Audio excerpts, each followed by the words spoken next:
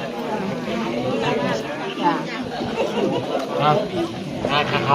บ้านตา5บ้านลือนะคะเด้อแล้วนี่เด้อพ่อเขียนให้แล้วนี่นะดูเอานี่นะ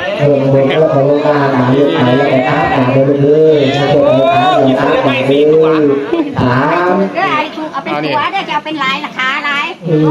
ขาย ให้เขามีระบุให้มาขายได้เยอะเลยซื้อปลากินเลย อันไหนเนี่ยพ่อเลขอันไหนนึง9 7 5ตัวหนานี่อะไร9อันนี้9เหรอใครเขียนรวมเลยใครเขียนเป็นตัวใหญ่ครับใครเขียนขึ้นไปข้างบน9 7 5ถือก่อนนะครับถือไว้ก่อนเกือบมาไม่ทันปู่เขียนใส่ให้ใบตองไว้แล้วนะครับ9 7 5ใส่ใบตองไว้ตัวเดียวกันนะครับแต่ปู่จะเขียนย้ำอีกทีครับขอบคุณครับ9 7 5นะครับ